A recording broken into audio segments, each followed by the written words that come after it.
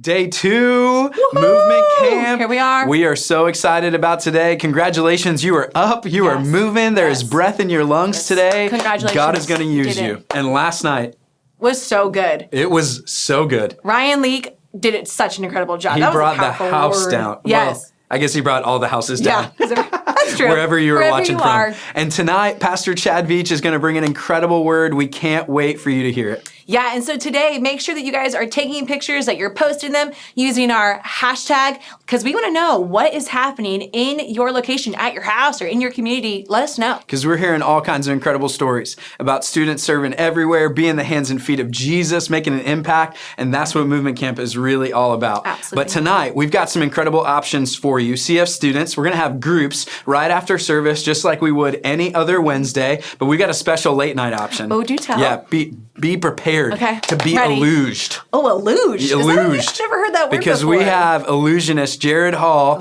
doing a special late night gathering just for us tonight at 8:45. Okay, late night option 8:45. You are not going to want to miss it. It's going to be absolutely incredible. Prepare to be illuged. We'll see you tonight.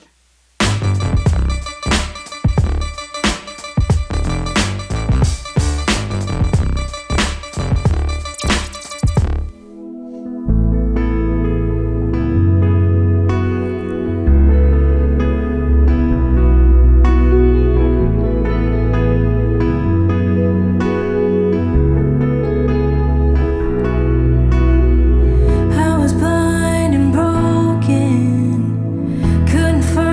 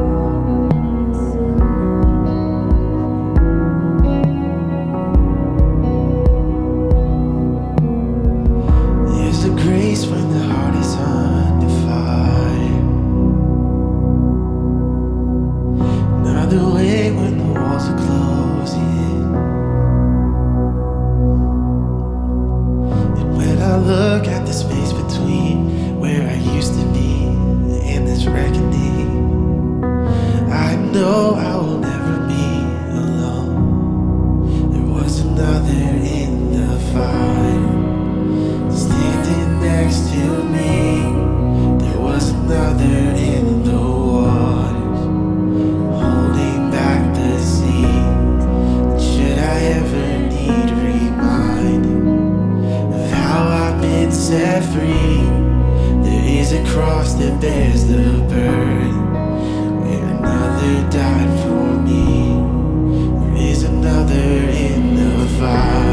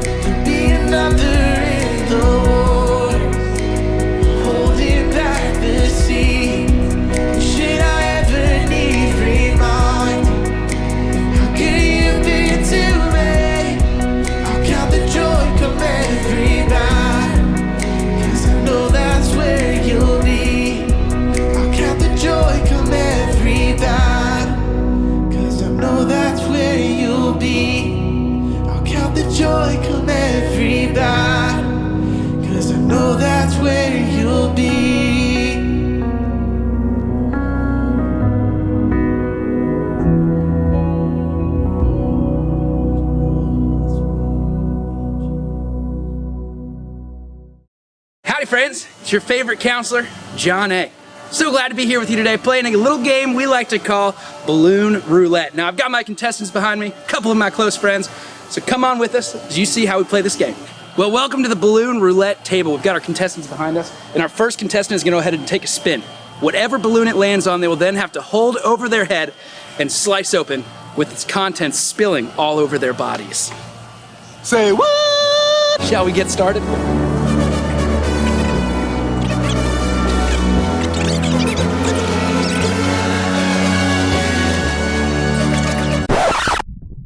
Well, since you broke yours, I might as well, I don't want you to feel alone. Here you go. I love you. Great. Thanks, guys. Any last words? America! Who can say where the road goes, where the day flows? Only That is so Any last words? I don't know. your heart shows. Only time. It's time. We gotta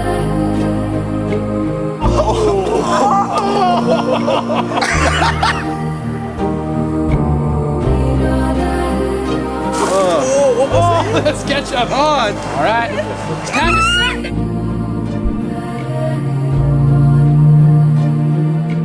Who can say why as your love flies?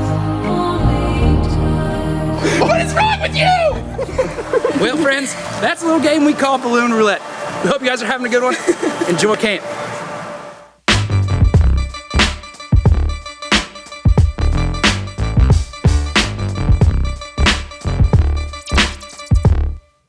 What's up, Movement Camp? My name is Jonathan, and I get the privilege of being one of the student pastors here. And we're talking about the key ingredients to a kingdom movement.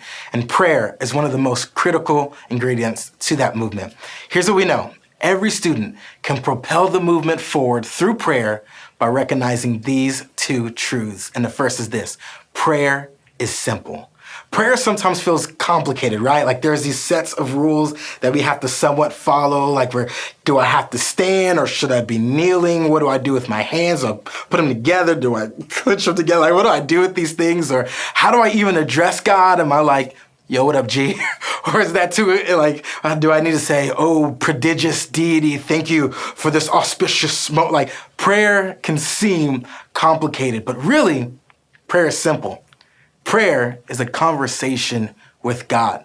Prayer is just like you're talking to someone who's right there in the room with you and you're sharing a moment together. You're speaking and then you're listening. As a matter of fact, as Jesus is explaining to his disciples what prayer really is, he says this in Matthew chapter 6. Pray like this: Our Father in heaven, may your name be kept holy. May your kingdom come soon. May your will be done on earth as it is in heaven. Give us today the food we need, and forgive us our sins as we have forgiven those who sin against us.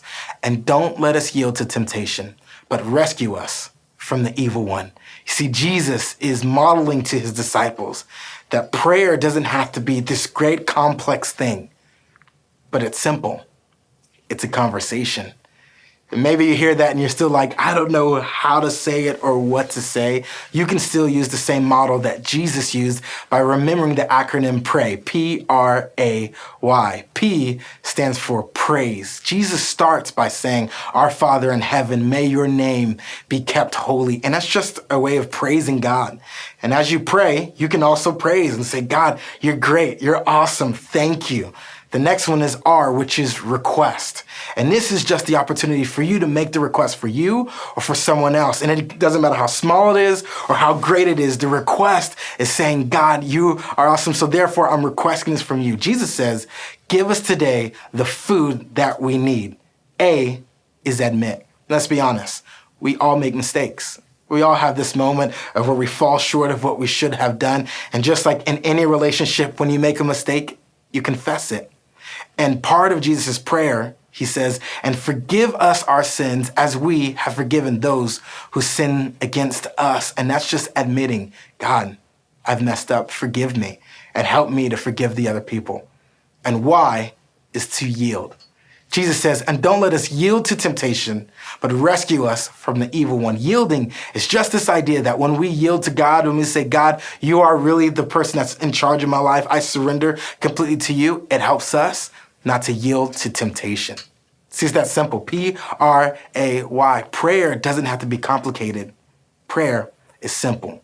But because it's simple, maybe that's why we often forget. Prayer is often powerful. Prayer is powerful. Prayer reaches farther than you could have ever reached. And it takes you further than you could ever reach yourself. If you're facing a situation and you don't know how you're going to get out of this, or you feel like it is beyond you or greater than you, you know what you can do? You can pray. If your family is struggling and maybe there's someone sick and you're like, how are we going to get healing? Guess what? You know what you can do? You can pray. If you're going through something financially, it doesn't matter what you're going through. The truth is God is greater than that, and you can pray. As a matter of fact, here's what the author James says in the Bible. He says, the earnest prayer, meaning like the sincere prayer of a righteous person, has great what? Great power and produces wonderful results. Prayer is powerful. Sometimes we look at prayer like it's a last resort. But the truth is, it's far from a last resort. Prayer is the undergirding support that we truly need, right? Prayer is not saying you don't take actions. Prayer is understanding that without prayer, your actions may be futile. Prayer is the thing that supports you and gives you the power to propel through those actions that you're taking. And here's what we know is when you're praying, you're not just speaking to a friend, you're speaking to the God of the universe that can do above all you can ask or think or even imagine. The same God who spoke the world into existence is now the God that wants you to speak to him. Prayer is powerful. I can think back to a couple years ago when I was with my wife and she struggled with a thing called scoliosis, which is just when your spine is not perfectly aligned. And so it has curvatures to it, and it's very difficult, very painful. You can't lift heavy things. It even affects how you sleep. And she just felt powerless because the doctors were saying all we could do is basically surgery. And I remember looking at her and saying, we are going to pray for this. And so we went on 21 days of prayer so that she could be healed. And we prayed the first week, prayed the second week, and the third week, the very last day of our 21 day of prayer, we were in a service together. And the speaker, who was talking about something completely different, says, I really feel like someone needs healing in their back. If that's you, would you mind standing up? So I look at my wife, she looks at me, I'm like, well, I don't know what's going on here. So she stands up, they pray for her, and immediately she feels something different in her back. That next week, she goes to the doctor, and the doctor says, your scoliosis is healed. Prayer is powerful. When you feel like you have no hope, when you feel like you have no energy, when you feel like you can't do this alone, guess what? Prayer has the power that you truly need. As a matter of fact, this is our bottom line for the day. A kingdom movement must be propelled by prayer. So we want you to experience the same power in your life and to see how simple it can truly be. So right now, take out your phone, put it on Do Not Disturb, turn off all distractions. You have a TV on, you have radio, turn off all distractions and set a timer for just 5 minutes. There's gonna be one that's coming on the screen after us. And you're just gonna pray. You're gonna have a conversation with God. It's simple, but it's powerful. You can use the prayer acronym, or you can just express your heart to God. Let's begin.